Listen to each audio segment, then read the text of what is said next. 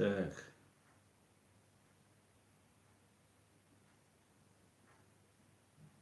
Видно меня? Слышно меня?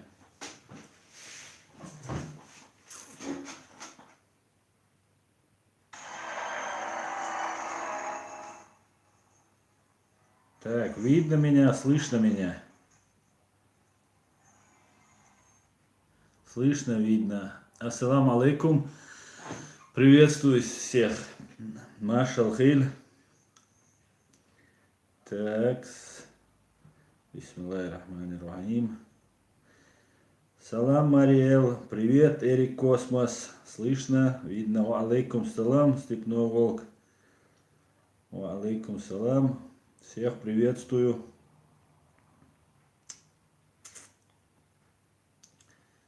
Так, отлично. Подождем пару минут. Ва алейкум салам.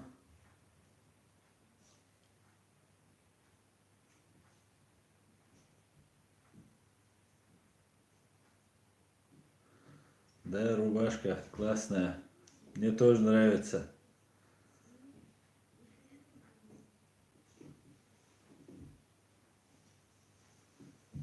Да, вышиванок называется. Вышиванка называется.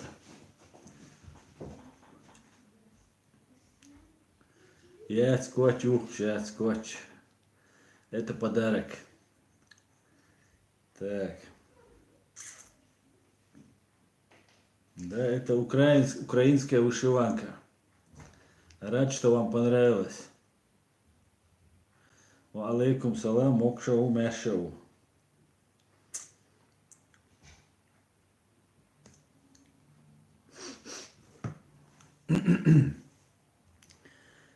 Так, начнем. Добрый вечер, from Mountain.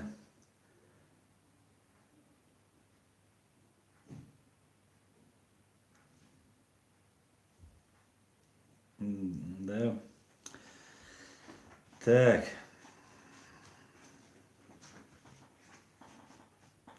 Степной Волк. Асна, слышал про мэра Грозного, ввели санкции. Да, слышал и очень этому рад. И поясню почему. Осталось Кадырову совсем недолго. Ну, может быть, и совсем это значит, может быть, это полгода, год, 2 года. Это не важно. Дело в том, что ОБСЕ запустила московский механизм, так называемый московский механизм, по расследованию убийств и нарушений прав человека во временно оккупированной Чеченской республики Ичкерия. В 2017 году были задержаны, а затем убиты 27 молодых людей в Чечне. И в связи с этим московский механизм создал комиссию и сейчас ведет расследование этих преступлений. Именно поэтому Кадыров по приказу своих кураторов из Москвы сказал, что в случае его там отсутствия по болезни, если вы помните, месяц назад это было, будет его замещать Муслим Хучиев. Муслим Хучиев является такой же марионеткой, таким же агентом ФСБ, и поэтому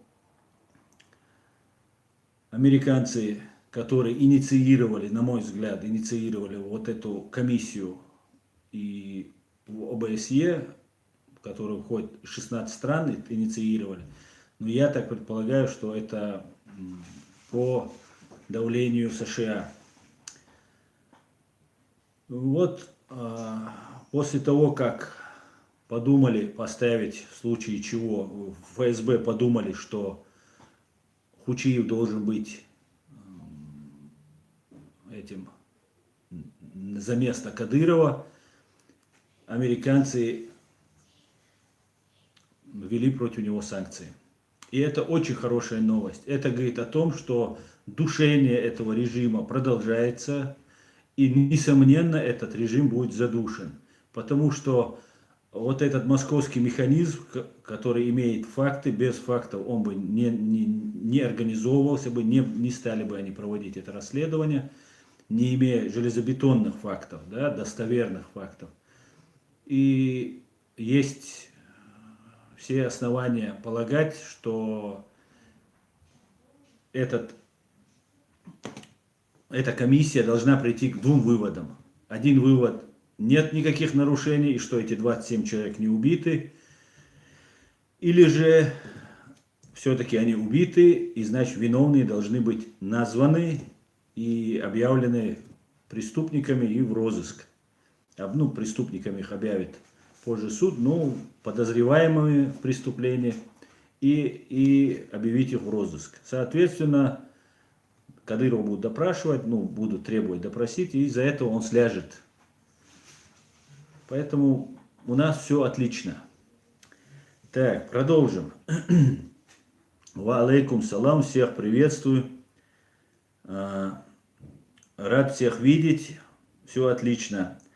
Знаете, что еще? У меня тоже есть заготовочка, и я бы хотел бы вот сейчас начать еще с одного дела. Подождите пока с вопросами, перейдем к вопросам. У меня обращение. Так, это обращение на почти 7-й минуте, и модератора своего прошу вырезать этот момент, потому что потом надо будет это отдельно выложить. Так, обращаюсь. В связи с тем, что оккупационная власть на Донбассе, оккупационная российская власть на Донбассе и Луганске начала выдавать по упрощенной форме паспорта Российской Федерации гражданам Украины. В связи с этим у меня обращение к президенту Петру Алексеевичу Порошенко, чтобы он начал выдавать паспорта своим защитникам Украины, Адаму Осмаеву, Муслиму Чуберлоевскому и другим бойцам батальона Шейха Мансура, Джахара Дудаева батальонов и другим защитникам, которые находятся практически на птичьих правах. И если не готовится выдача, как Тимура Тумгоева, этих людей России, то я прошу выдать этим людям паспорта гражданства Украины. Также я прошу обратить внимание на их положение, что финансирование у них там за счет волонтеров, своими средствами, все время на передовой люди находятся, защищают Украину. И когда выдали Тимура Тумгоева, Генеральная прокуратура, то было обещано, что им предоставят гражданство и выдадут паспорта. И всем защитникам Украины, которые находятся в связи с сегодняшней обстановкой, в связи с тем, что Россия, нарушая Минские соглашения, хотя это в Минских соглашениях и не прописано напрямую, но накаляя, обостряя обстановку, начала выдавать, я прошу украинцев вырезать этот ролик точно так же и распространить среди блогеров. Также я прошу выдать мне паспорт гражданина Украины, дать мне гражданство Украины. С удовольствием, с большой честью я его приму. Спасибо. Так, перейдем к нашим вопросам.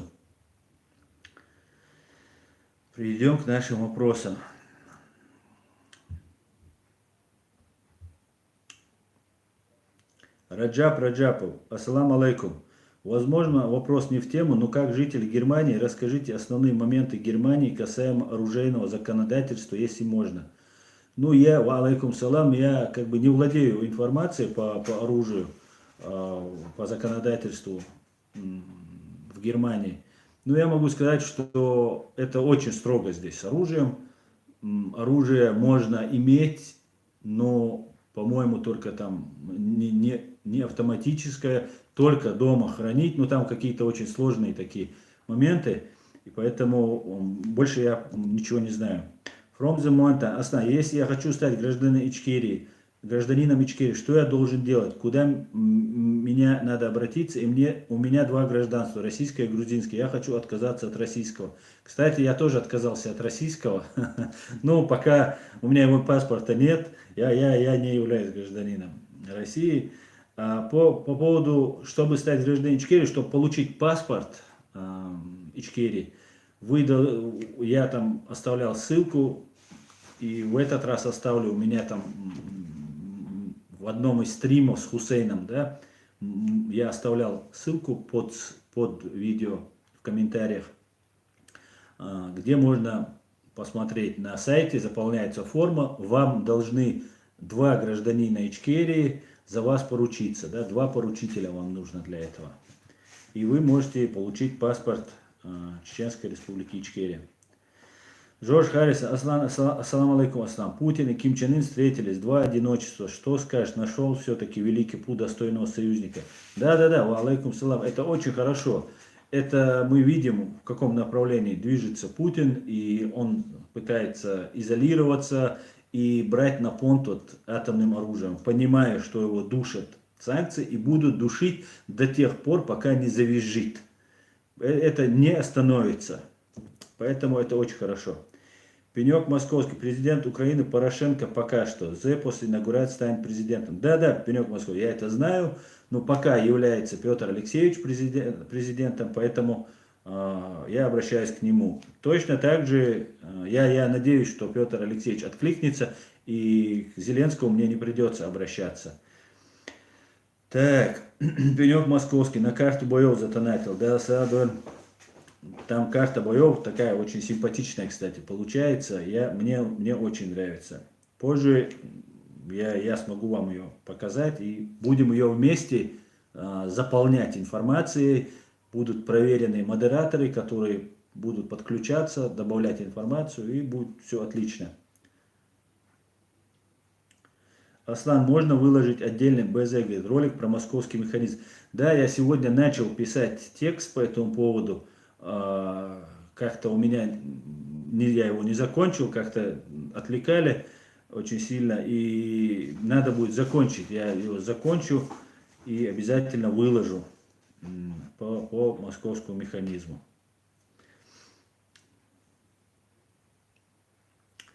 Так, кризис, вообще 100 миллион дирдархун задонайте, чтобы качественный контент был, да, столько. Говорит, я бы тебе миллион задоначил, чтобы качественный контент, только у него нету. Но уже хорошо, ничего страшного, все будет, главное верить. Как Амхат Илаев. Да, кстати, Любовь Казак спрашивает, как Амхат Илаев. Амхат Илаев выпущен, но дело не прекращено, он из изолятора вышел, слава Богу. Пока адвокат бьется для того, чтобы его там не выдали. Вот и ситуация. Украинцы выдают, россияне выдают паспорта украинским гражданам, а вот в Украине происходят вот такие вот казусы. Счастливое время. Так, это не мне. Аслан. Кира Якат. Аслан. Родственник Агаев Сайхана узгасвает и участвует в пытках людей. Видел сегодня Тумсо, говорил про это. По-моему, зовут Абдурахим Сайхана. Я знал еще в 2000-2003 годах по Германии. Да, я не знаю по этому поводу ничего. Так, славный адык. Ассаламу алейкум, ассалам. Где такую рубашку достать? Алейкум салам, славный адык. Здесь в Гамбурге были раненые бойцы, украинские добровольцы, которые проходили лечение. Ну вот, я их навестил как-то, и один из них подарил мне вот эту красивую рубашку. Я решил ее сегодня одеть. Каха Марпел. Здравствуйте, почему вы одели вышиванку? Ну, потому что я попросил для добровольцев, которые защищают Украину, гражданство Украины, и для себя в том числе. И вот я решил одеть по этому поводу вышиванку. Алхимик 786. Ассаламу алейкум, аслам. Хатайпан милу аслам. Сотайпа на школу. Мазархо нашвоусо. Гэр наш олцуна. Еш черкыш наш хламтя. Хайп хой, мазархой бош. Так, Казбек Бабхоев, ассаламу алейкум, ва алейкум салам. Евгений Жолин, я поддерживаю, и они официально подали запросы уже. Нет, не подали запросы, но мы должны про это как бы сперва получить какой-то ответ, как бы просто прийти подать, и это будет отказ. Сперва должна быть воля политическая на это, и после этого, конечно, все готовы подать и находятся абсолютно бесправные, да, как на примере Тимура Тунгоева можно было видно. Сергей Несин, Аслан, что ты думаешь про Навального? Про Навального я думаю, что он агент ФСБ, может быть действующий сотрудник ФСБ, исламофоб. У меня есть отдельный ролик, поэтому можете посмотреть у меня тут. Надо учить украинский. Ну, будем учить. Русский знаем, там можно и украинский выучить. Так, Алекс Касай, Николас Кейдж в вышиванке. Теперь я видел все. Слава Украине, свобода Ичкерии. Героям слава. Так.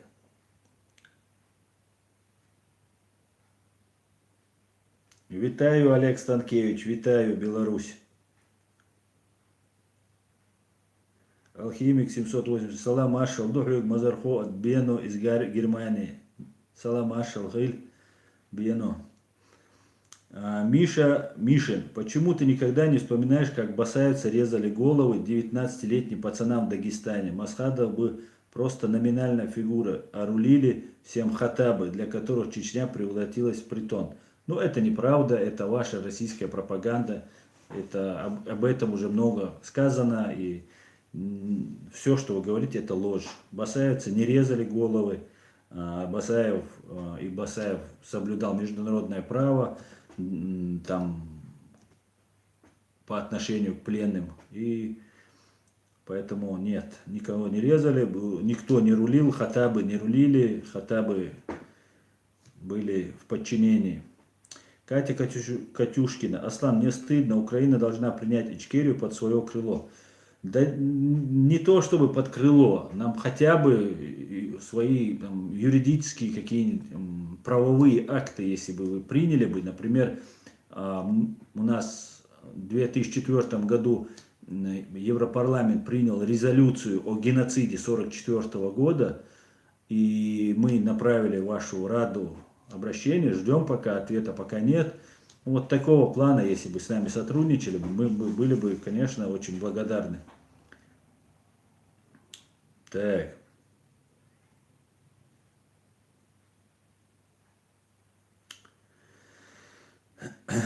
Music Gun говорит, а что 19-летние делали на Кавказе? Но он специально сказал в Дагестане. Дагестан это как бы российская территория была, поэтому они находиться могли там. Счастливое время. Аслан, попросите у Порошенко признать ичкерийские паспорта. Да, хотя бы сейчас пускай выдадут украинские гражданство тем, кто защищает. И я с первых дней еще с Москвы активно веду проукраинскую деятельность, всех просвещаю, всем доказываю, всем помогаю. Поэтому я тоже хочу гражданство. Так. Ну, хотя бы вот тем, кто воюет непосредственно с оружием в руках, защищает, да, и их семьям.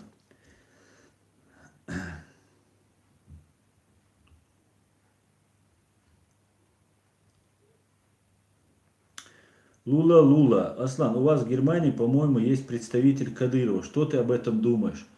Ничего не думаю. Я вообще о нем не думаю. А что о нем думать? Он живет в свободной стране, может кого угодно представлять, если не нарушает закон. Как только нарушит закон, с ним будет решено. Так, Аслан, что ты скажешь про Нухаева? Личность уж очень подозрительная. Я не знаю ничего про него. Я ничего не знаю. Так, 7-7. Аслан, добрый вечер. Хочу вас спросить, что вы думаете о так называемом проекте ЧГТРК «Иллюзия»? А якобы, что Гилаев принимал участие в абхазском конфликте, в этом проекте они говорят, что Гилаев даже пил. Ну, Гилаев мог пить, ну что с этого, даже пил. Гилаев мог пить, это не значит, что он все всегда пил. В советское время человек родился, мы были чуть-чуть, ну, потом он не пил уже. Антирашизмус. Аслан, ассаламу алейкум. Салам алейкум, брат Аслан. Ва алейкум салам. Мои витания славным украинцам, белорусам и остальным. Зачетная вышиванка, брат. Да, спасибо. Мне тоже нравится. Вадим, русские оккупанты говорят, что их там нет, а потом выдают российские паспорта на оккупированных территориях. Да, да. Я тоже хочу гражданство Украины и Ичкерии. Готов сжечь красный паспорт и оставить только израильский, говорит уважаемый Марк. Да, было бы неплохо поиметь украинский паспорт, украинское гражданство. Я мог бы спокойно приезжать, прилетать, а то мне надо получать визу, там целая канитель. Так как я еще не являюсь гражданином, у меня нет гражданства немецкого, у меня есть только политический паспорт. Пенек московский. Аслан, а ты по миру можешь передвигаться свободно или могут где-то поймать и выдать Российской Федерации? Но на момент, когда я покидал Россию, я в розыске не был. И оснований у них нет никаких. Я никогда не нарушал закон. И я не знаю, может они меня подадут в розыск. В наше время не иметь уголовной статьи, преследуемой путинским режимом, это даже, ну, это не камильфо, это испортить биографию. Поэтому я не против, пускай они возбуждают, но я могу ездить куда угодно, я не разыскиваюсь, по крайней мере, пока я об этом не знаю. Например, то, что меня лишили статуса адвоката, я узнал от моего друга, который мне сообщил, что меня лишили. И поэтому, так что вот так вот. Пока могу двигаться, перемещаться. Сайдаш Google AdWords. Аслан, в Ютубе есть канал Чечен Voice. Он провокатор, фитну разводит на канале. Да, провокатор. Он у меня тут тоже был, мы его забанили. Поэтому пока, вот, ну да, провокатор, короче говоря. Music Gun. Аслан, в США ты можешь ездить? Да, я могу летать в США и никаких проблем нет. Главное получить визу. С моим паспортом, не гражданина, немецким паспортом, мне надо получать визу. Так, Аслан, правда ли, что Ахмед Аль-Хаджиев марионетка и агент Кремля? 77 спрашивает.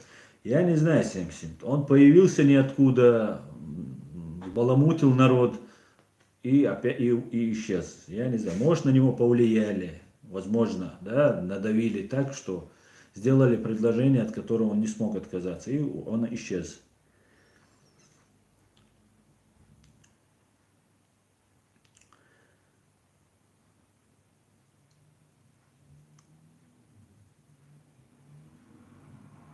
Виталий Водонюк. В Украине запрещено двойное гражданство, так что можно быть либо гражданин Украины, либо гражданин иного государства. Но я пока являюсь только гражданином Ичкерии. Но так как Украина еще не признала Ичкерию, поэтому для Украины у меня будет всего одно гражданство. Поэтому с удовольствием. Российского у меня нет и больше никогда не будет.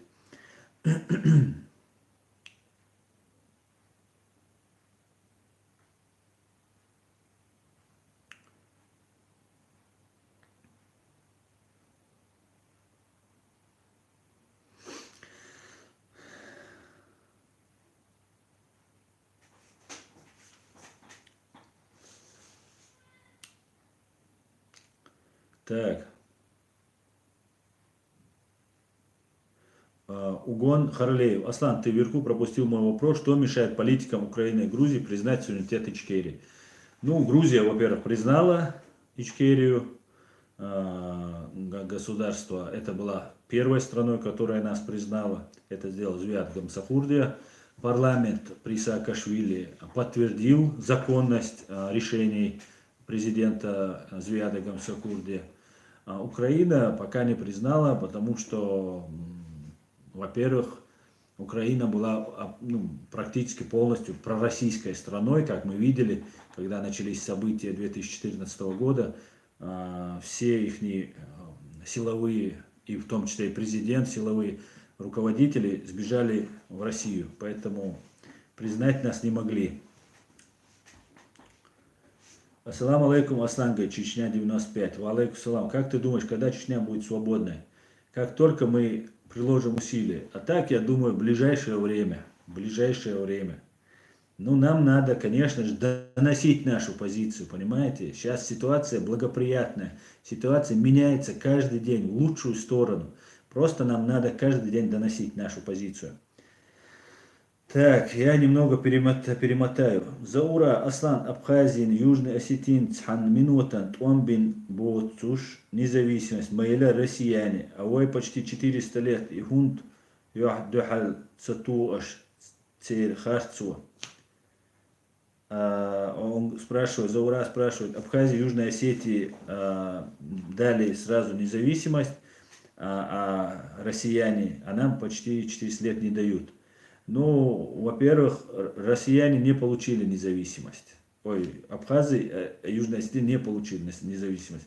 Там у них, они полностью, это такой Донбасс, Луганск, да, они полностью управляют, и они не признаны там только какими-нибудь там такими диктаторскими странами. Так они не приняты, не признаны, то же самое. А Россия их сделала для своего удобства, чтобы навредить Грузии, чтобы Грузия не вошла в НАТО. Так как в НАТО, вхождение в НАТО есть условия. У вас не должно быть территориальных претензий для входа в НАТО. Это одно из главных условий. Так как страна может войти в НАТО и потом решать свои территориальные проблемы с помощью НАТО.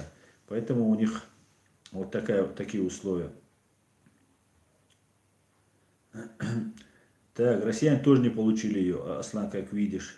Да, россияне, если ты имеешь в виду то, что не свободны, да, они не свободны. Супер, Батман.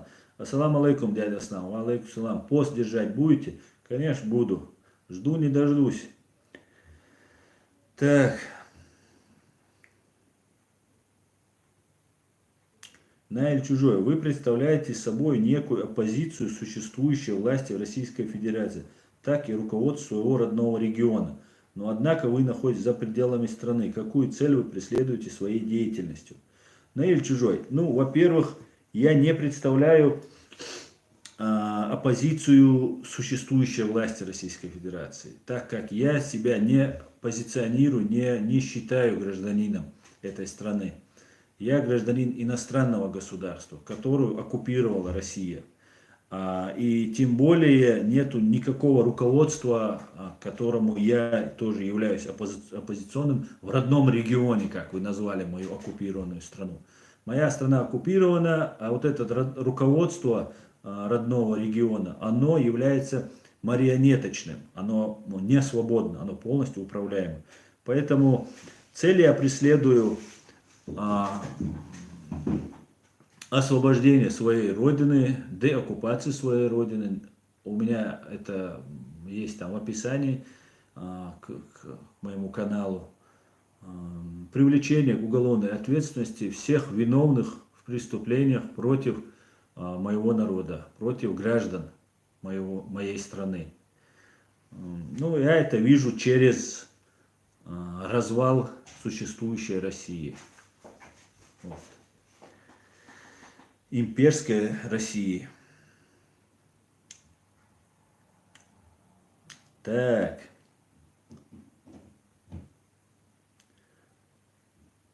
Роберт Муту. Аслан, ты слышал про Олега Беркута, в честь которого была названа улица в Грозном? Нет, Роберт Муту, к сожалению, я не слышал. Абдуллачи, ассаламу алейкум, Гамбург на связи. Ва алейкум салам, Гамбург. Так.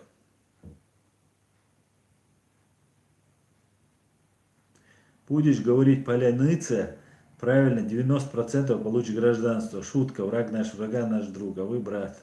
Спасибо, Серега Дорн. Поляныця, поляныця. Ну, надо чуть-чуть пообщаться, и быстро, я способный. Так, как найти? Если власть России говорит, что война на Донбассе это внутреннее дело Украины, почему бы не пойти в наступление и освободить от сепаратистов? Я понимаю, что последует. Хочу услышать твое мнение, Асна. Ну, не хотят крови, не хотят крови, большой крови. Это же не Россия. Украинцы свободные люди, они берегут своих людей и пытаются как-то, они только защищаются. Конечно, можно давать разные советы, но я думаю, все они делают правильно. В войну надо ввязываться тогда, когда ты уверен, что ты выиграешь, а не так, что вот как мы. Потому что у нас не было шансов выиграть, и мы ввязались, потому что ее нам навязали. Так. Бислам Битто, шариат будет Ичкерии? Шариат есть везде, везде, где ты находишься, где в твоей семье, везде есть шариат. Ассаламу алейкум, Гиви Кос. Ассаламу алейкум, ва баракату, Аслам. Ваш фонд помогает только чеченцам или другим тоже? Меня Российская Федерация подала в Интерпол, и очень трудно найти адвоката в Европе, чтобы помог. Ва алейкум салам. У меня нет фонда, я состою в правозащитной организации, пока я не имею возможности, но если вы напишите мне на e-mail, я постараюсь чем-нибудь вам что-нибудь посоветовать, как-нибудь объяснить, как быть. Пока у нас нету ни адвокатов, которые мы могли бы оплачивать, но мы к этому придем обязательно. Так, Фарид Султанов, Аслан, и вы, и мы, и все остальные тут говорят о независимости. Дорогие мои, пока существует Россия, независимости, ни мира, ни процветания не будет. Совершенно верно, я только что сказал, что мы должны добиться развала имперской России. Все народы, которые находятся в России, должны выйти из России, если имеют на это желание. Если хотят, могут остаться. Так, я опять чуть-чуть перемотаю.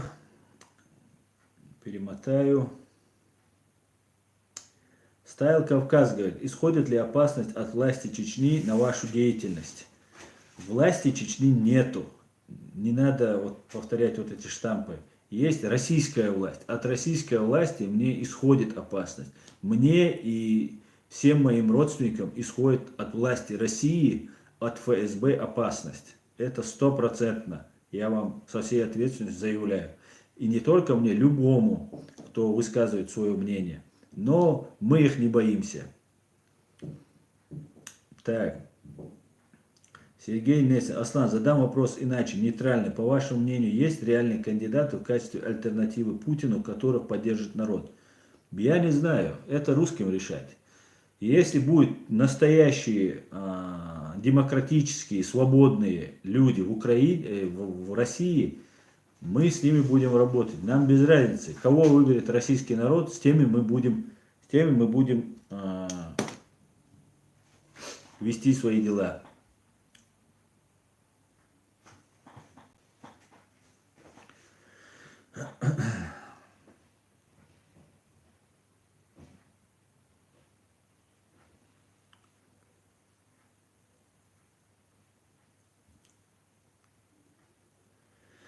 Алейкум салам, всем салам алейкум, алейкум салам.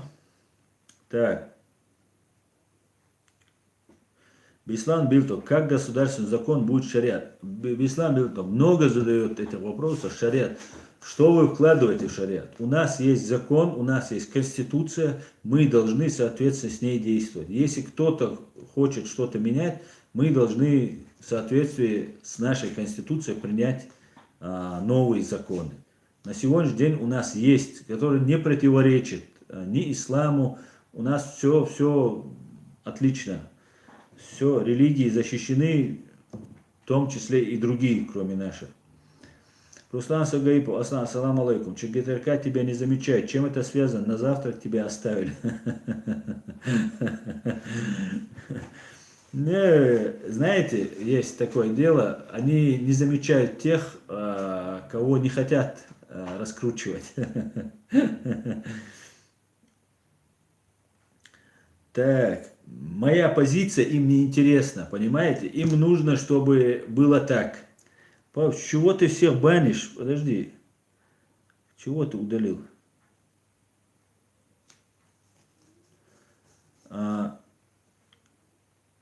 Смотрите, кадыровскому режиму, да, которого сейчас со всех сторон начинают душить и будут душить дальше, нужно представлять своих оппонентов радикальными мусульманами, которые не признают международное право, не хотят участвовать в строительстве вот, Европейского Союза, там, да, который сегодня существует. И им это удобно.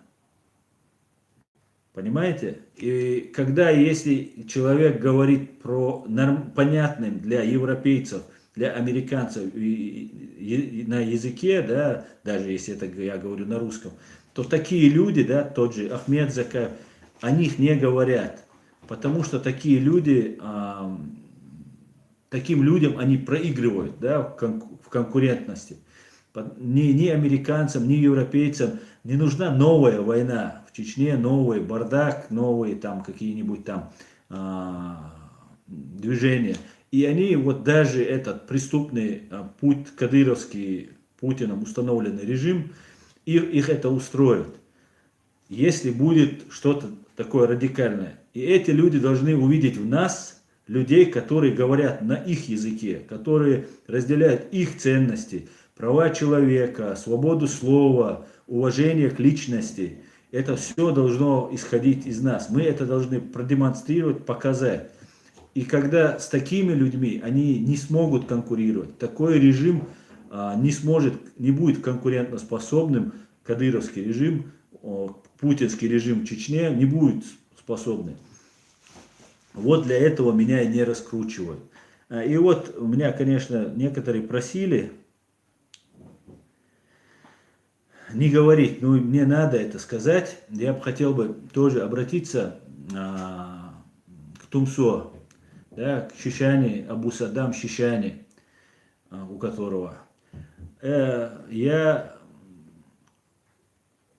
хочу тебе сказать, Тумсо, во-первых, деятелем тебя назвал я. Во-вторых, я попросил тебя, как ты просил меня вчера, я попросил тебя Хусейна не трогать. Хусейн заслуженный человек. Хусейн потерял семью в этой войне. Стоит с первых дней у истока нашей государственности.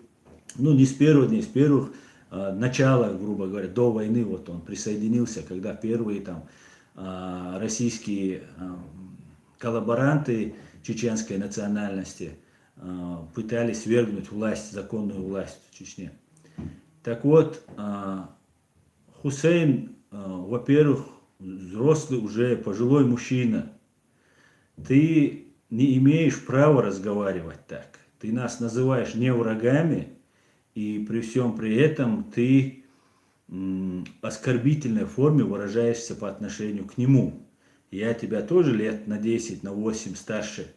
Но ладно, я тебя назвал деятелем, ты мне ответил. Но тебя Хусейн не называл деятелем.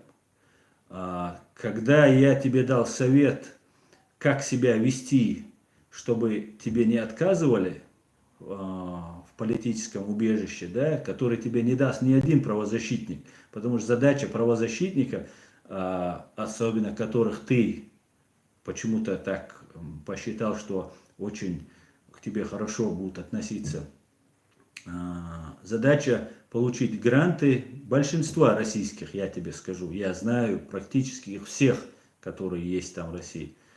Их задача получить гранты и на распиаренной фигуре сделать там себе дополнительный там бонус. Поэтому они тебе не скажут, не сказали бы, что иштмаал, иштал, оказа, харди, ушди, эрдац. Это не скажут. Твоя позиция, да, мы тебя поддерживаем, ты имеешь право в соответствии с международными конвенциями и международным правом. И я тебе тогда дал совет. Ты тогда устроил там, тоже не очень хорошо высказался об меня, но об этом позже. Так вот, Тумсо, ты говоришь, что ты блогер и как бы все, тоже занимаешься блогерской деятельностью. Но ты не говоришь только о своей блогерской деятельности или о какой-нибудь правозащитной деятельности. Ты говоришь про шариат, про государственное устройство, как должно выглядеть государство, каким ты его видишь, ты говоришь. И поэтому, когда тебе отвечают, да, люди, которые, не я, Хусейн, которые видят, которые строили это государство, пока мы с тобой не принимали участие в этом, ты неуважительно относишься к ним и заявляешь, что мы тебе не враги. Да, ты нам не враг. Мы, получается, оппозиция друг другу. Мы оппозиция в нормальном, любом нормальном цивилизованном государстве, которое является и будет наша Чеченская республика Ичкерия. Оппозиция это нормально. И это должно быть, если нет оппозиции, это государство ненормальное, которое является, допустим, Саудовская Аравия, в которой нет оппозиции. Да? Или там Россия, в которой тоже нет оппозиции. Ты говоришь про Кадырова все время, вот что мы тебе сказали. Ничего плохого в том, что тебе там, мы на одной стороне, ты, наверное, привык со всеми там ругаться и уже автоматически с нами ругаешься. Не надо с нами ругаться. Мы не являемся врагами. И мы уехали не потому, что нам там было хорошо, потому что мы к чему-то хотим, стремимся к чему-то. Если мы тебе говорим, не я тебе говорю, да, мы Цабос, Хусейн был в гостях, и мы провели. Я тебе сказал, не говори все время о Кадырове. Я не сказал, не говори вообще о Кадырове. Говори о Кадырове, говори о всех преступлениях, и это очень хорошо, таких надо быть, должно быть, чтобы больше. И ты сам говорил, давайте говорите, давайте, появляйтесь блогеры. И когда я появился и что-то тебе сказал, ты так на это среагировал.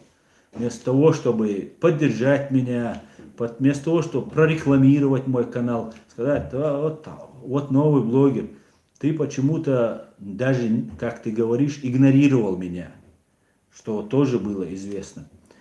Почему я тебе сказал не говорить про Кадырова? Потому что про Кадырова, когда ты говоришь, мы, чеченцы, это знаем. Мы прекрасно понимаем ситуацию. Ситуация.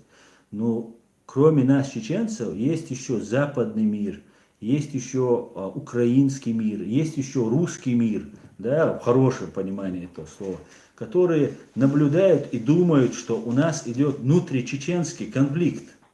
Мы начинали войну не из-за того, что нам не разрешали, как Хусейн сказал, молиться. Мы начали защищаться, чтобы сохранить, чтобы иметь свое независимое государство, как говорил Дудаев, стать субъектом международного права.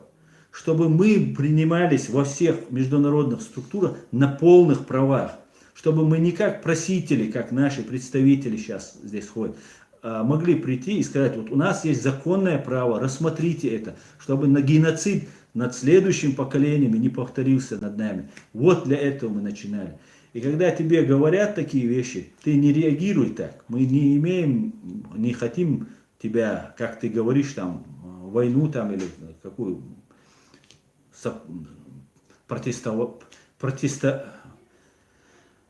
сопротивление друг с другом, да, чтобы мы начинали. Нет, это не надо. Мы один народ, мы заодно боремся. Поэтому, Тумсо, ты проводишь стримы, общаешься со всеми предателями, коллаборантами, со всеми оккупантами, да, ты поддерживаешь там Навального, его там, да, в его деятельности, очень лестно относишься, хотя этот человек абсолютно исламофоб. И на моем канале есть это видео, где я конкретно показываю, где он исламофоб. Мы не исламофобы, мы мусульмане, такие же, как ты. Может быть, по-другому смотрим на какие-то вещи, но мы также верим в одного Бога и верим в пророка Мухаммада, саллаллаху алейхи вассалям. Поэтому, если ты искренен в своих чувствах, побуждениях, Давай проведем, чтобы пообщаемся, найдем точки соприкосновения. Давай решим это, чтобы наши, вот твои подписчики разные, мне столько гадостей пишут, но это может быть и вот, тролли, скорее всего, большая часть из них тролли, которые пытаются нас разделить, нас с войнукой, питандаря, давай пообщаемся, как два брата, как два чеченца, как два мусульманина. И я тебе скажу, как, у меня какие тебе есть вопросы. Может быть, у тебя будут ко мне какие-то вопросы. Покажем, что мы один единый народ и единые люди, даже находясь здесь. Так что предлагаю тебе пообщаться. Дик-дутах. Ассаламу алейкум. Так, я должен был это сказать, поговорить и разъяснить, потому что некоторые вещи надо разъяснить и поставить точку в этом вопросе.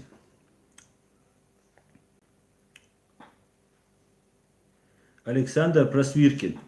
Аслам, приветствую. Интересует один вопрос. Почему ЧРИ не была признана ни одним государством? Неправильно.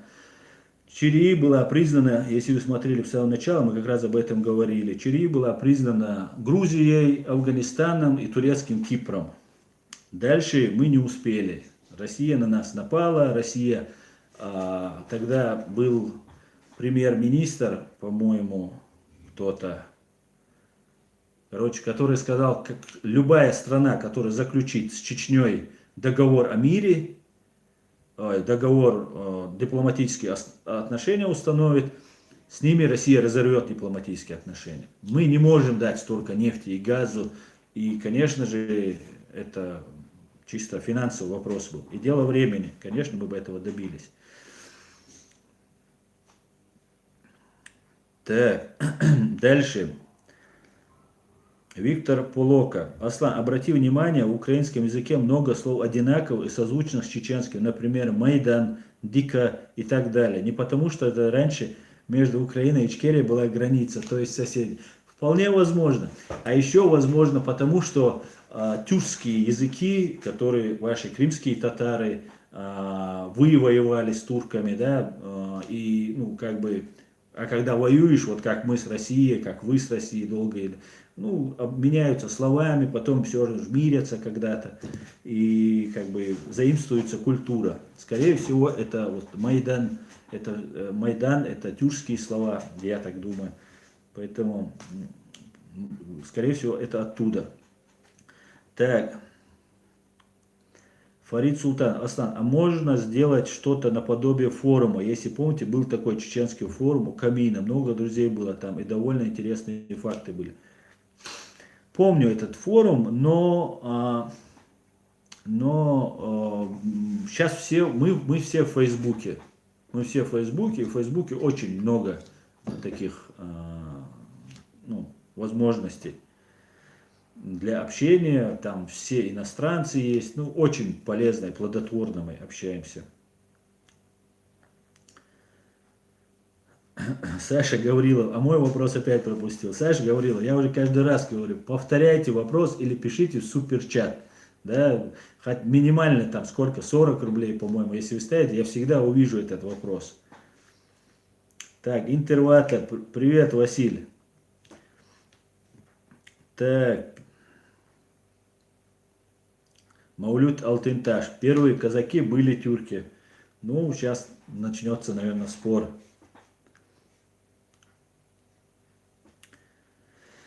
Так. Лунный свет. Для любого свободного человека, независимо от вероисповедания, путинская Россия это враг. И враг подлый и лживый. Эта война унесет много хороших людей. Совершенно верно. Но я думаю, режиму Путина осталось недолго. Иншаллах. Олег Николаевич, когда придет конец кадыровскому режиму? Нет такого кадыровского режима, Олег Николаевич. Есть оккупационный российский режим, управляемый марионеткой Кадырова. Придет, когда придет конец режиму московскому. Султан, Фарид Султан. Аслан, как вас найти в Facebook? Меня в Facebook можно найти в описании, есть и Instagram, и мой Facebook. Там меня можно найти по описанию под этим видео, под любым моим видео. Так.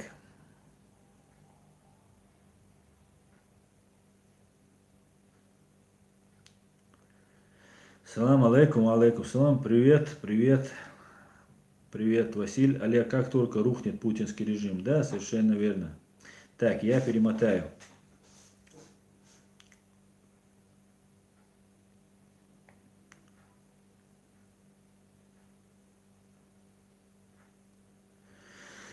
Так.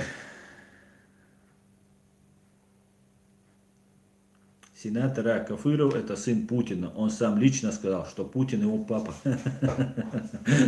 А его отец, между прочим, я сегодня выкладывал ролик, сказал, что у нас, у русских, это так принято. Когда ему дали там монетку, за подарок, по-моему, дали ему монетку, этот Гуцериев дал ему монетку, тоже по русской традиции, Гуцериев из этих же, видимо. Так.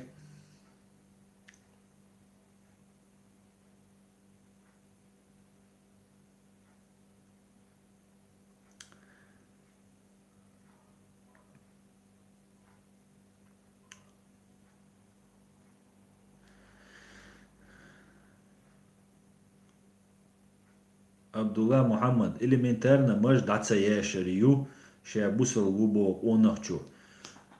Абдулла Мухаммад, бусал она убохшига, и вопрос дал дишвац вообще. Видите?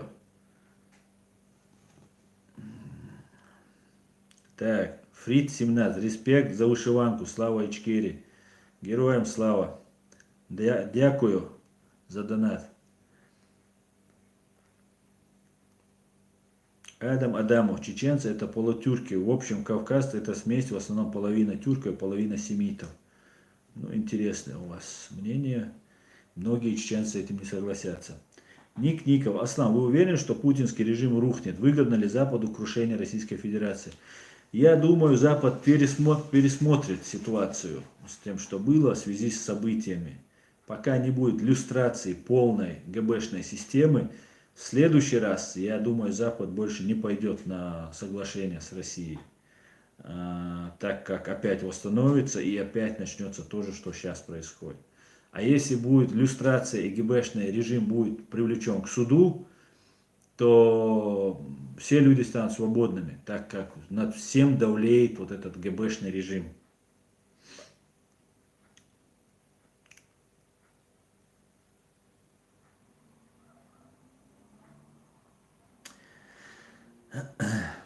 Так, Ваталенд, Ренат Губляк. Албанцы победили сербский империализм, чеченцы тоже так победят Российскую империю. Да, но албанцы победили с помощью международного сообщества, если вы помните. Александр Черкас. Ого, какая вышиванка. Салам, Астан, тебе очень к лицу. Салам. Александр, спасибо. Мне самому тоже очень нравится. Мне сегодня все хвалят за вышиванку. Эдуард Мамедов. Салам, Аслан. И всем. Что вы думаете об Андрее Уликаеве? Андрей Уликаев, это кто? Не знаю я, Эдуард. Я его не знаю такого. Ёкарный бабай. Аслан, что-то тебя давно не было, ёкарный бабай. Аслан, когда путинский режим рухнет, и не обращай внимания на некоторых, которые пытаются стать мужчинами, отрастив бороду. Путинский режим рухнет скоро. По поводу бороды, да, ладно, не будем, короче. Длиться несерьезно, умдой, да, можете идти.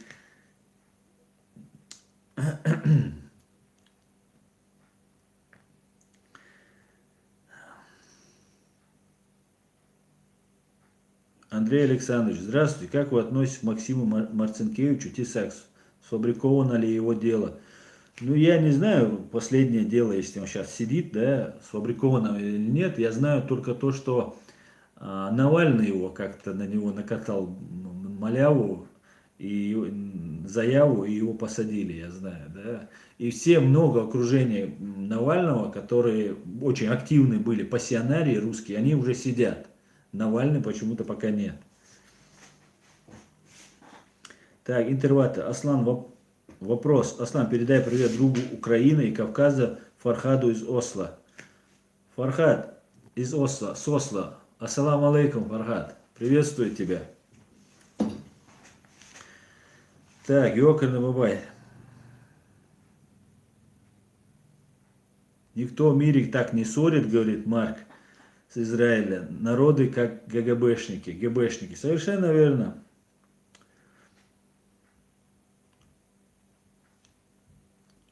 Но, чино, Аслан, не реагируй на этих, кто машбохчан. Дук ю.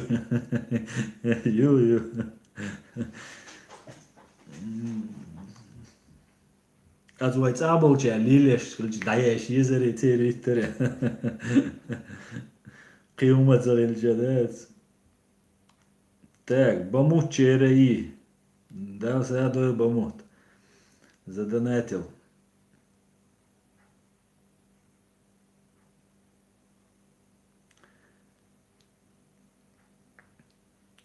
Аслаху Тумсон, дюхалу матч аскаблять Нирас, волчья жизнь канал Тясун, инт Ирвал. Знаешь, когда я первый раз там сказал про Тумсо, мне задали вопрос, я ответил. И мне начали такие, ну, писать, как ты мог, что... Я задал вопрос, ну, что я сказал? Что, даже Тумсо, когда говорил, он неправильно прокомментировал то, что я сказал. А те, кто на меня наезжали, там, анонимы разные, от которых мне не холодно и не жарко, хотя некоторым я пытаюсь объяснить, написать, чтобы донести свою позицию, так как для этого я здесь собрался. Они мне не могли объяснить, что я сказал. Мне говорили, могу эйлера, ху эйлерас, а ой бусал дала, шина ла дуран, а взвесить деньгом да цадизуй. Hytteren ашмаватисо, тумсон зида ночешом, зида эрвали шмаватсо. Так, Бамучери, ассаламу алейкум. Как отказаться от гражданства России? Ва алейкум салам. Ты где находишься? Если ты в России, там есть целая процедура, у тебя не должно быть там задолженностей каких-то и так далее. Я точно сейчас тебе не скажу, но я этим как-то занимался, я просто не помню всего. Там я для одного человека занимался этим вопросом. Так, я перелистал, так что, братва, извиняйте.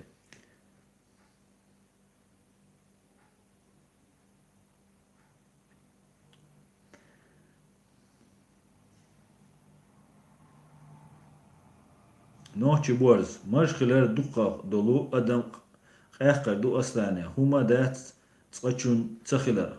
Хонис қито. Ну, мушавик хитам цақито. Морани объяснять, динвера мавати ваш. Я зинавер мавати, вообще дица тоушум дати. Обычный чеченец, вала астан ца болчар или лош уж дог эт леш усо. Мелдук поет боч на бой, можу вошли ложь. Да, давайте не будем сейчас говорить. Адольф Эйхман. Каждый человек беспокоится о своем городишке, но и никто не беспокоится о мусульманах, поэтому Аллах и не помогает нам всем. Помогай, беспокойся. Я не о городишке, я о народе думаю. О самом ущемленном на сегодняшний день народе думаю.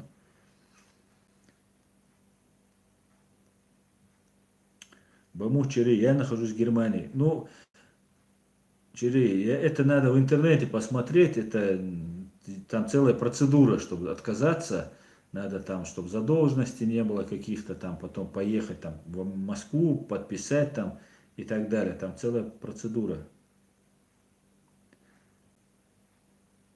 Так. Только смешной. Аслан, не обращай внимания на эти бородатые вопросы. Не трать драгоценное время.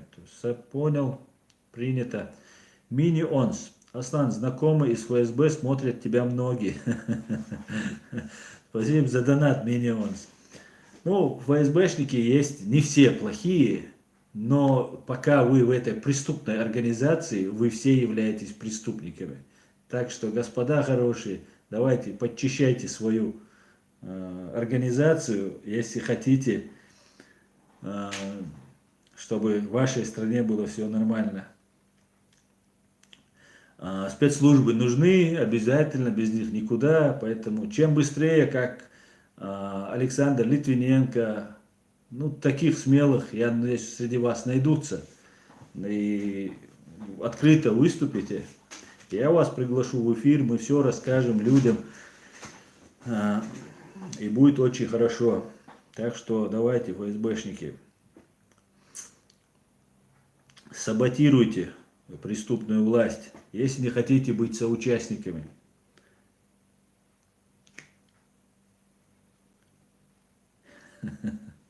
Слава Украине, героям слава!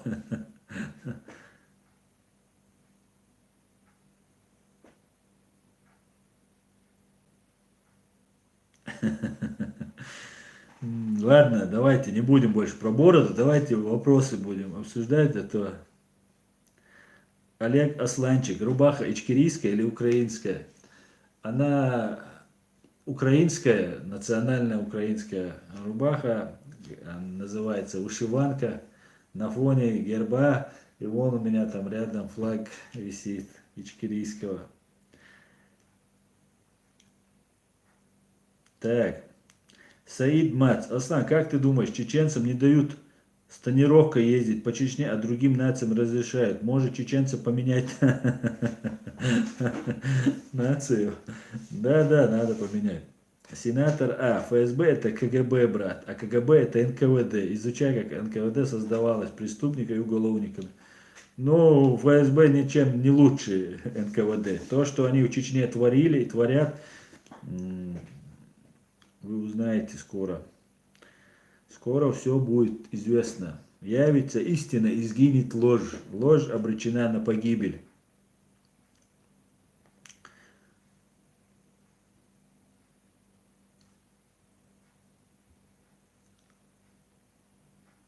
Роберт Муту. Аслан, сколько сейчас чеченцев в российских тюрьмах и концлагерях?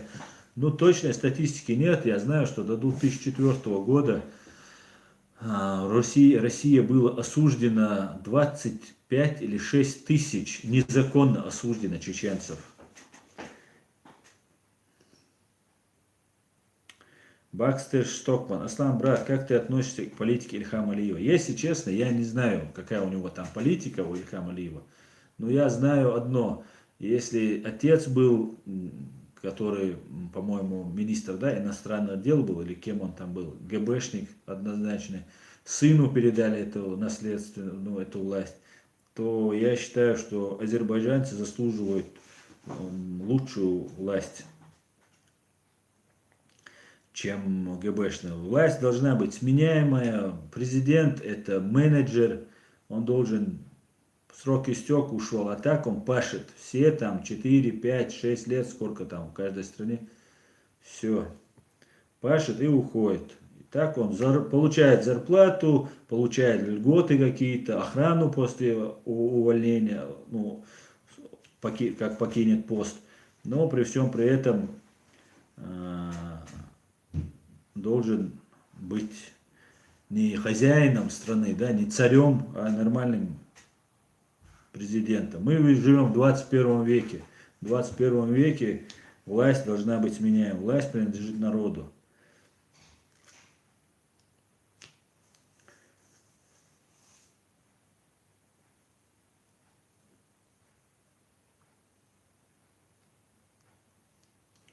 Курт Хамбург. Аслан, вы правы. После победы Украины победит и Чечня. Да, полностью согласен. Я знаю, что Дудаев еще говорил, что солнце свободы зайдет со стороны Украины. И мы в это абсолютно верим. И я абсолютно убежден, что как только Украина выстоит, и мы все должны всем миром помогать Украине, всем миром, чтобы Украина выстояла. Так. Ёкарный бабай. Аслан, сегодня сбрею бороду в твою поддержку. Запускаю флешмоб под хэштегом «Борода не решает». Да. Так, пенек московский, как обычно, хвастается своей силой. Да, садовый пенек. Кирит, Израиль, Никет, пенек был не очень. Так, Джо Войнаски, Аслан Дудаев должен был уйти в 96-м году, если бы не было бы войны. А в каком его избирали? В 91-м его избрали, да, и в 96-м, да, он должен был бы уйти, если бы его не переизбрали на новый срок.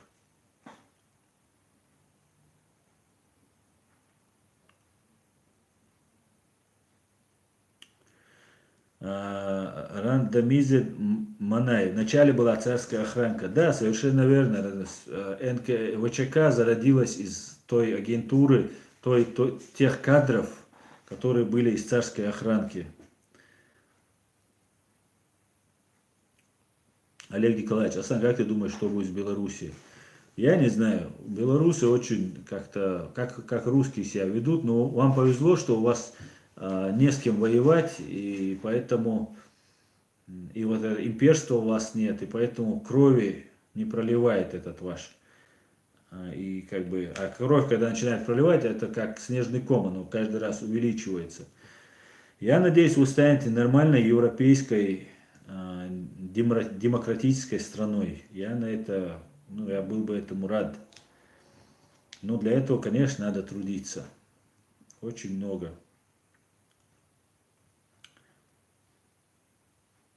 Сенатора Ильхам Алиев, сын генерала КГБ. А генерал КГБ, вы знаете, что это такое. Это высшая каста преступников, главные шайтаны.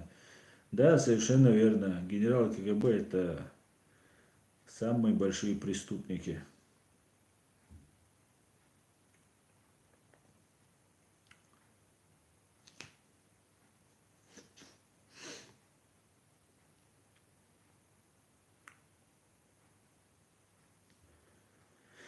Обычный чеченец. Местоположение и IP-адрес запрашивает PayPal, к сожалению.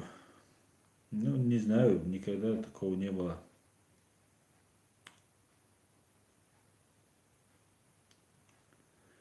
Так. Ёкарный бабай. Аслан, как думаешь, когда уже Грозный станет Ахмадбадом, ну, к примеру, столицей Казахстана Нур-Султан? Никогда не станет. Никогда. Совсем немного осталось этому режиму. Да, Алмула. Российскому режиму. Убью тапочком. Аслан, почему некоторые недалекие люди в Чечне героизируют дикую дивизию? Ведь они были обычными наемниками разных мастей на службе у царя. Да, совершенно верно. И я ребят, которые тренировались там, да, дикая дивизия была, там в Москве была такая команда, и я знал некоторые, ну, я тренера знал, и знал некоторых ребят, которые там тренируются. И как-то мы где-то кого-то навестили, в больнице мы были, тренера, по-моему, навещали, да. И там я сказал одному из парней, что дикая дивизия, те же кадыровцы. Он так удивился. Просто люди не знают, молодежь. Для этого надо просвещать. Он так удивился. Я помню его лицо. Поэтому мы должны просвещать молодежь. Так. Восток Юг. Аслан, с депутатом видео, которое вы сняли, я смотрел, такое ощущение складывается не только у меня, но и многих людей, что этот человек-депутат тот же самый предатель. Восток Юг, у тебя обманчивое впечатление. Ты, я думаю, такие вещи заявлять недостоин этого человека, про него так говорить. Этот человек всю свою жизнь посвятил борьбе. Его жена, его семья убита русскими.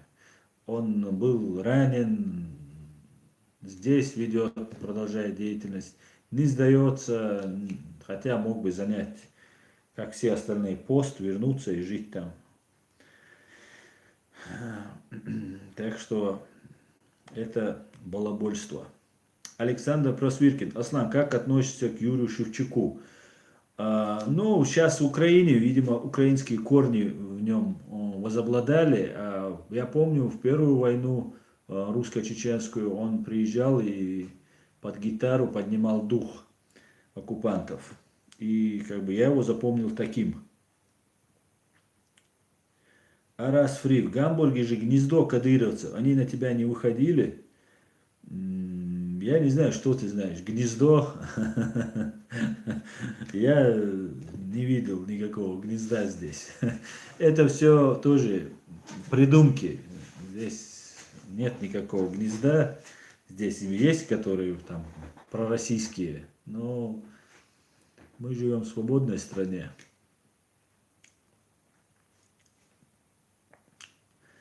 Если на меня выйдут, вы узнаете. Только диковая дивизия была мужественна, а не трусы, как рак и так далее. Но не знаю. Кто-то был смелый, а кто-то и трус, наверное, был. Ёкарный бабай. Аслан, что думаешь насчет выдачи российских паспортов жителям так называемой ДНР и ЛНР? Это такой ход, чтобы потом присоединить эти территории под предлогом того, что там их Росграждане. Да, совершенно верно. И по этому поводу я сделал обращение президенту Украины в самом начале, для того, чтобы выдали всем нашим бойцам, не только нашим, всем бойцам, которые находятся в Украине, и себе тоже попросил у президента Украины гражданство украинского.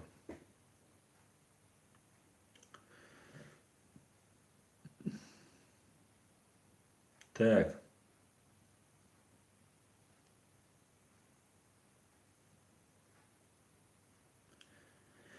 Марат Т. Ассаламу алейкум всем. Столица Казахстана по документам может быть и Ор-Султан, но для народа он остался Астаной. Ну, это дело времени. Еще лет 20 и будут всех называть Нур-Султан. Седана Дарова. Аслан, действуешь на меня магически. Не во всем согласна, но не могу не смотреть. А вышиванка класс. Да, я такой. Спасибо за вышиванку. Яков Монарх. Аслан, рубашка у тебя клевая. Да, спасибо. Так, я опять перелистываю чуть-чуть. Так, кто мне тут звонит? Тихо. Я извиняюсь. Я номер не вижу. На этом у меня нет. Так что извиняюсь. Так, поехали дальше.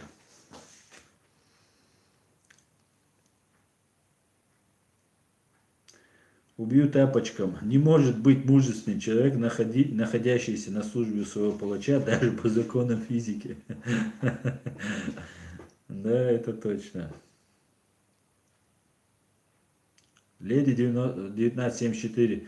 Трусы воевать не пойдут, даже за деньги. Они только на подлость способны. Но кадыровцы что же воюют? А ты говоришь, что они трусы. Там не все трусы. Трус и моральные принципы – это две разные вещи. Можно быть трусом, ну, порядочным человеком, да, как сказал пророк Мухаммад, саллаллаху алейхи вассалам, мусульманин может быть трусом, жадным, но никогда не может врать. А идти на службу оккупанту – это, ну, врать и себе, и людям, в первую очередь, и не только врать. Олег Николаевич, Аслан, зачем убили Сашка Белого? Я не знаю, Олег Николаевич, я не знаю. Надеюсь, мы узнаем об этом. Синий кит, это я звонил. Да, Синий кит? Интересно.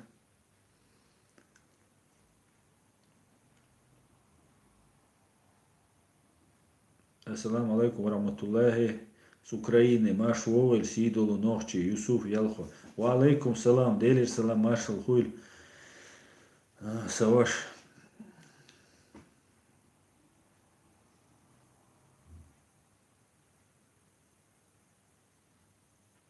Роберт Муту. Аслан, слышал о украинском депутате по имени Руслан Бадаев. Говорят, он чеченец.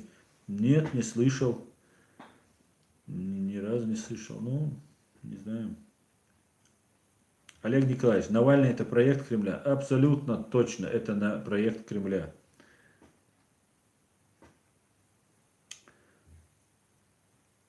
Ёкарный бабай, лучше быть трусом, сидящим у себя дома, чем храбрецом, проливающим кровь за оккупантом. Полностью с тобой согласен.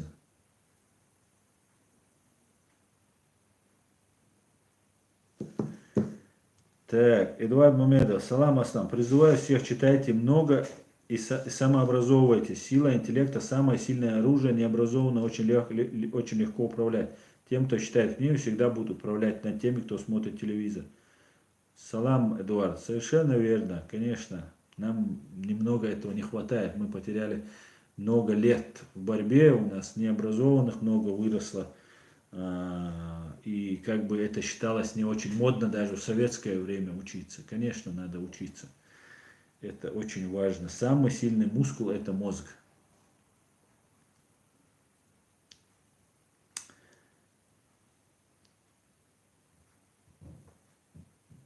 Ваталенд, Ренат Грубляк. Дикая дивизия– это как кадыровцы воевали на стороне империи царской против батьки Махно и проиграли. Да, я знаю. Адольф Эйхман. Что ты посоветовал Рамзану? Я не знаю, что я ему посоветовал. Марат Гафуров. Про Навального говорите, он так жестко критикует их, почему он ихний? Ну, потому что, если бы он, знаете, есть такие разные, да, это симулякры, искусственно создаются, потому что они прекрасно знают политологию, они знают, что любое общество, психологию общества, в любом обществе, в русском, в российском обществе появляются пассионарии. Эти пассионарии, если их не задействовать в нужном направлении, они могут свергнуть власть, им не понравится, да? И для этого создаются симулякры, которые отвлекают на себя. А то, что он говорит, ну, и можно Западу показать, что у нас есть демократия, да, что есть оппозиция. Да, только в демократическом обществе бывает оппозиция. Ну, вот такого плана делается. А так он абсолютно, стопроцентно симулятор и кремлевский проект. Кира Яката, Аслан Саваш, передай салам маршал нашему достойному брату Борис Барзаев, плиз. Передаю салам маршал Борис Барзаеву. Папандопола. У нас нет необразованных людей, Аслан, не наговаривай. Ну, смотря что ты имеешь в виду. Если там школу окончил, то да, таких у нас все практически. А так есть у нас необразованные. Иван Манджо, здравствуйте, я хочу узнать побольше об исламе и мусульманах. Посоветуйте, с чего начать. Ну, для начала сходите в ближайшую мечеть, чтобы пообщаться. Если почитать, ну, лучше, конечно, сходить в пятницу, да, или, ну, любой день недели, если она открыта, пойти, смотря в каком городе, пойти и пообщаться с имамом мечети, поговорить и рассказать, что вам это интересно. Так.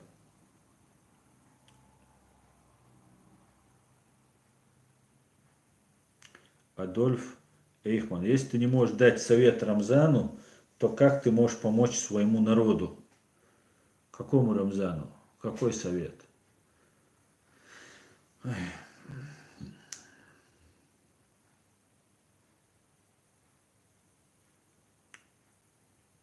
Евгений Гор. Адольф Эйхман– это намек на нацистов.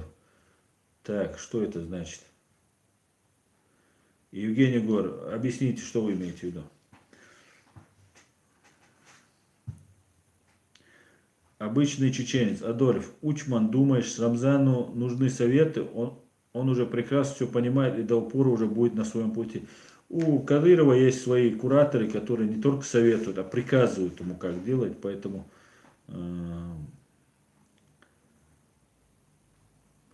да, ему мои советы не нужны. Так, Восток, Юг, Аслан, может быть, я и не прав, но одно я знаю, практически все чеченцы потеряли что-то, просто вас стало много, где-то Закаев еще, Рубати и Дехч, да и надо уж кому верить, ты сам подумай. Ну, делай ты, я не знаю. То, что там Рубати что-то говорит, это... Рубати, не трогайте, оставьте ее, это женщина. Закаев занимается своей деятельностью. Давайте мы гражданское общество создавать. Давайте.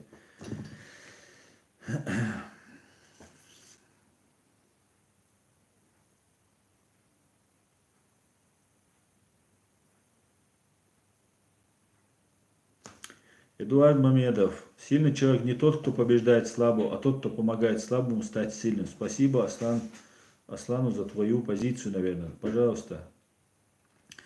Пожалуйста.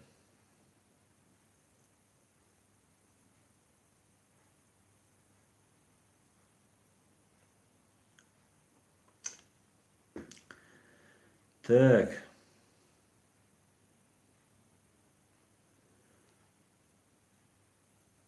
Олег Николаевич. Аслан, привет с Волжского бульвара, Москва. Олег Николаевич. А мы знакомы, да? Я жил ведь на Волжском бульваре.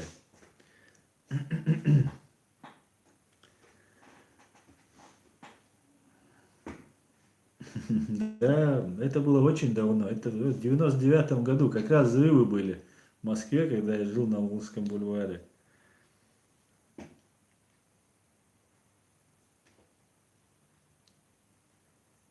Дик Аблас. Аснаху нис не ау, нис кетам болшу. Дерес хуйль далмула. Стараемся. Говорит, я на правильном пути, правильно все понимаю. Чечен 95. Любой храбрец, который пойдет на войну за деньги, тем более воевать за врага, могут поклясться, что он боится смерти. Конечно, все боятся смерти. Даже который не за деньги идет. Тот, кто идет защищать даже самые святые идеалы, он боится смерти. Это так заложено. Инстинкт самосохранения есть во всех. Другое дело, что тот, кто идет за деньги, он 100 раз не хочет умирать. Больше боится, да.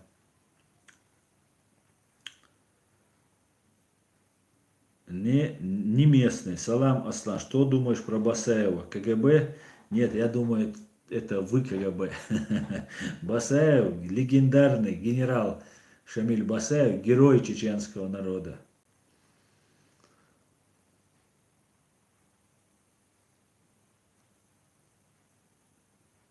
Адор Эхман, я говорю, что народ должен знать, что ты им желаешь.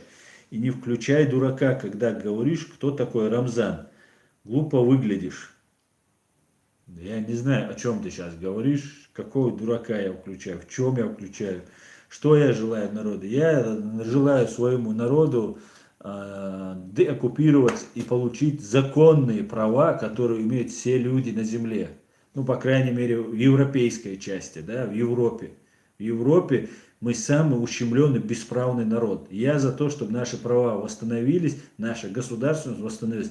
И это, чтобы было не временно, а на 100, на 500 лет, чтобы это было. Чтобы мы стали субъектом международного права и зажили нормальной, цивилизованной страной. Так, Борз, удаляю Барзаев канал. Дался доль донат. Аллах сидоль сосидинче. Ночи ом Аллах барца боль. Амин, амин. Говорит, ну, перевожу для русских, русскоязычных, русскоговорящих, что дай Аллах уважение того, кто его уважил, и чтобы Бог объединил чеченский народ.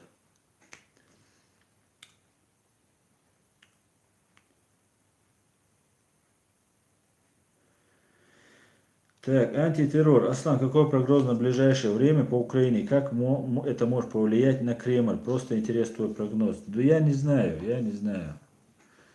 Они будут, ну вот видите, что выдавать паспорта, это значит, они воевать не будут.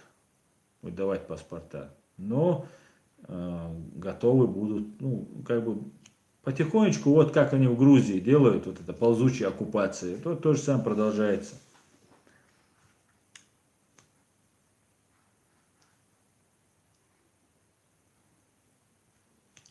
Руслан Сугаибов. Аслан, только после Второй войны, как стал падишах у власти, я узнал, что среди чеченцев так много лизоблюдов. Откуда они появились, почему так много?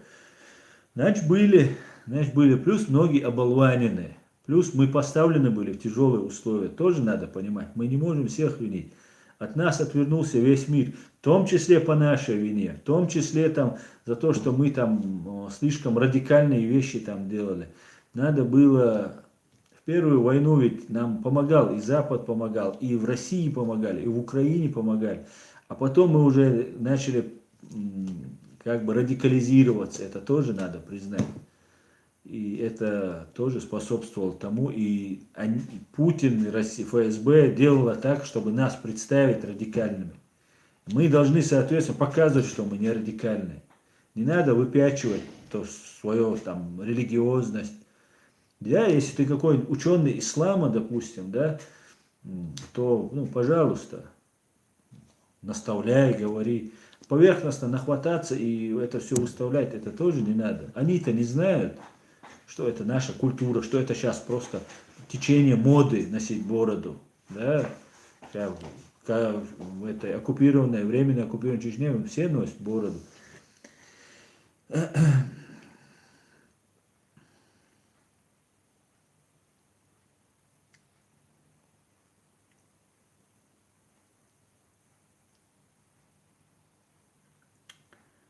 Так.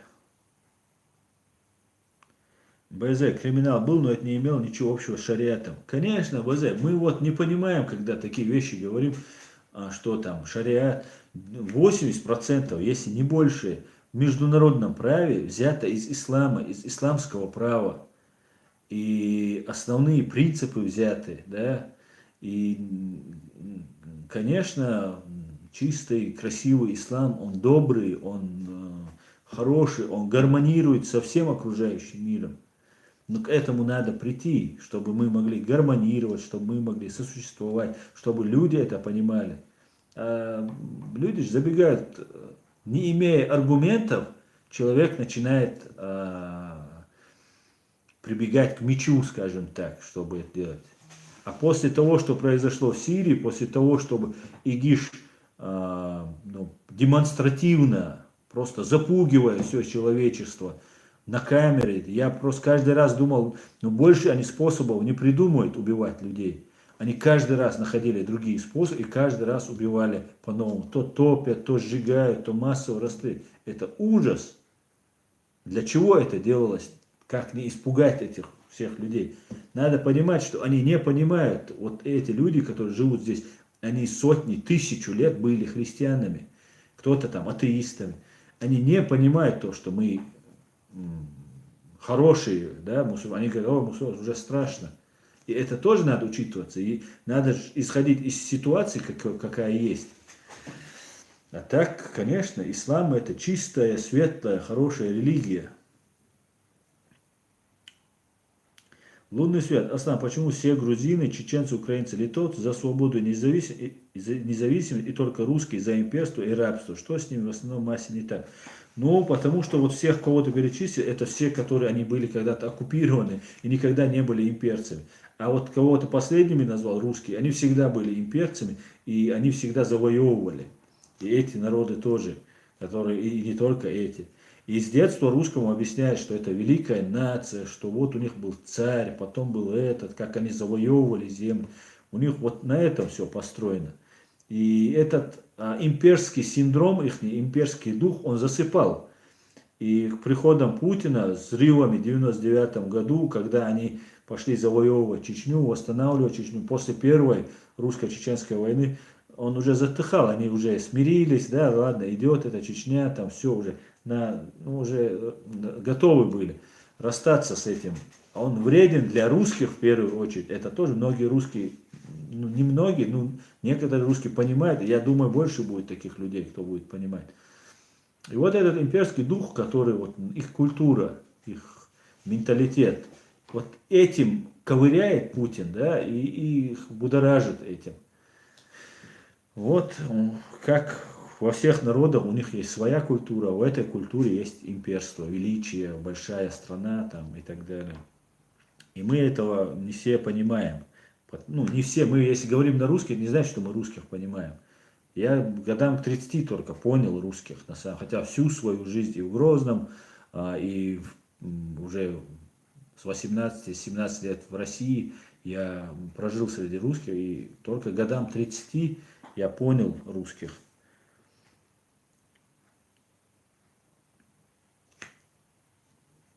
Так, обычный чеченец. Аслан, что будет с теми, кто сейчас активно поддерживает власть Чечни, даже пропагандирует их кликами Ахмат Сила, когда Ичкерия станет свободной? Ну, это уголовно ненаказуемо. Конечно, им будет стыдно. Они получат осуждение, да, со стороны нашего общества.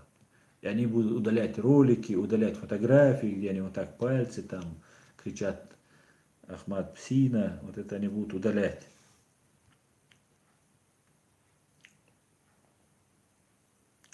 Эдуард Гуард, если хотите нормальное государство, слушайте меня и Аслана. Правильно? Да. А я лучше всего слушать Алмят Закаева. У нас есть законно избранный орган, правопреемственный. Надо объединиться, собраться и показать, что мы народ.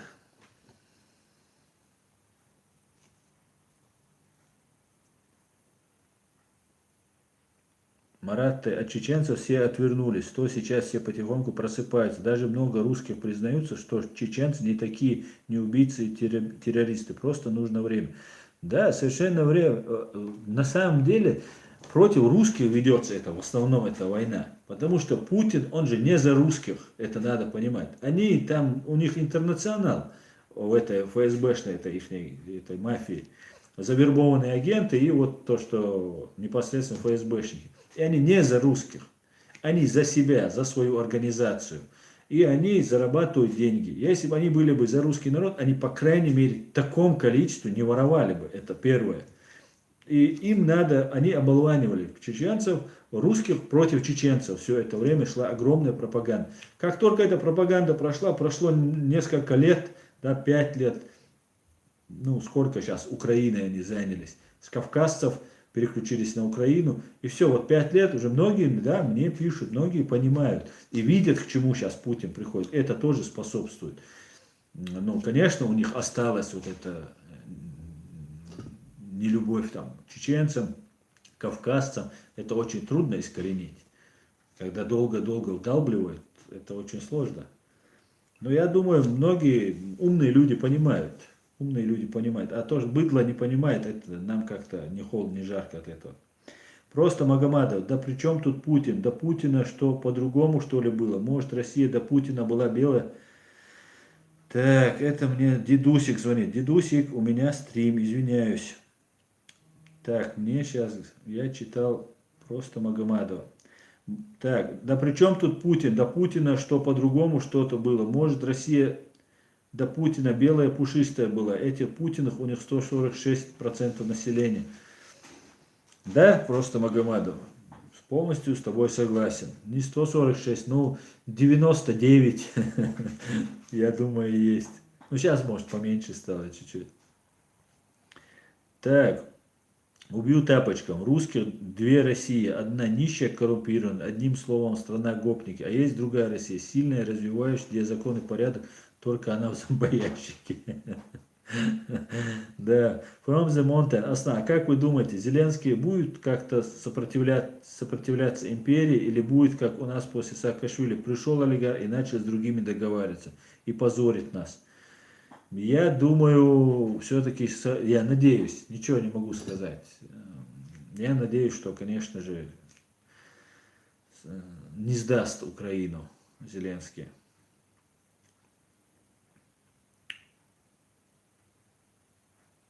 Так, мэр Москвы. Аслан Имам Шамиль нам завещал, боишься, не говори. Сказал, не бойся. Что значит, если боишься, что народ уничтожает?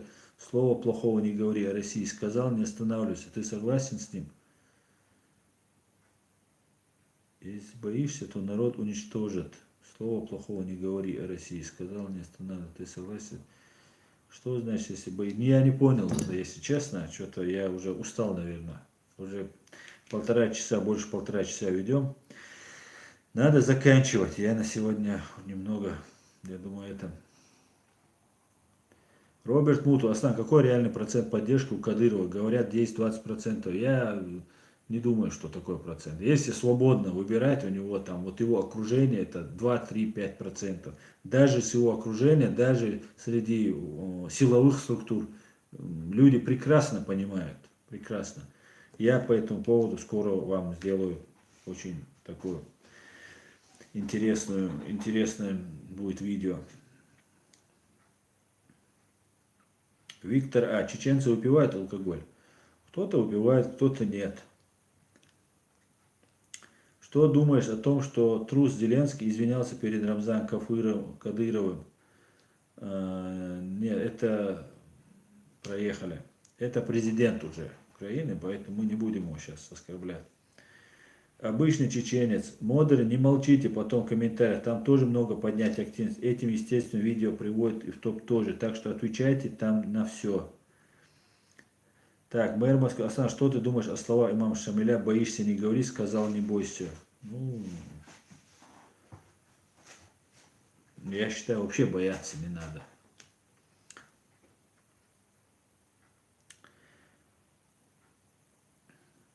Иран Ульф. Салам алейкум, Асан. Хунам коч соват Мадина Украинч. Возле Ильвела Ирсдол школит Тишлуш Хоп Анлуш. Ва алейкум салам, Иран Ульф. Да, вот, подарили мне украинцы. Причем бойцы подарили, раненые у нас здесь в Гамбурге лечились. Вот они мне подарили. Модеры работают, Аслан. Модеры у меня молодцы, на самом деле. Чинго Сардалов там направо-налево, Джохар Дудаев направо. Сегодня, правда, нету этого. Ичкерия Лайф нету. Мэр Москвы. Аслан, а если не боитесь, почему сдались? Ну ты вообще, вот ты артист. Кто тебе сказал, мы сдались? Пока ты не признал поражение, ты не сдался. Ты видишь меня? Мы не сдались и никогда не сдадимся. А если ты молчишь, это не значит, что ты боишься и не говоришь. Ты просто есть еще разумные вещи. Бояться не обязательно для этого. Вот поживешь в нашем по состоянию, вот тогда будешь тут умничать. Так, ребят, я считаю, что мы сегодня хорошо поговорили. Евгений 999. Последний вопрос зачитаю, большими буквами тут обозначил. Гетману Аслана Арцуенко. Есть ли у чеченской диаспоры в Европе какое-то централизованное объединение? И если да, то делается ли что-то для предотвращения ассимиляции, или вы и там разобщены? Нет, ассимиляции у нас, ну, мы такой закрытый, в принципе, народ. Плюс первая волна иммиграции, она мешает ассимиляции, так как языка не знаешь и очень трудно ассимилировать. Но мы интегрируемся, конечно, очень хорошо мы интегрируемся, но ассимиляция, растворение, да, в чужом обществе, это у нас, конечно, не происходит. У нас есть правительство, у нас есть в изгнании, в экзиле, у нас есть активисты, разные политические там взгляды есть, спорим, ругаемся, вот лично у меня тоже возникают там какие-то, ну все в рамках дозволенного, не переходя на крайности. У нас есть враг, есть предатели, ну все как у всех. Поэтому на этом мы прекращаем этот сегодняшний стрим. Сегодня хорошо поговорили. Рад был отвечать на ваши вопросы. Спасибо, что задавали, спасибо, что смотрели. В следующий раз, в понедельник, иншаллах, даст Бог, увидимся. Всем до свидания. Ассаламу алейкум.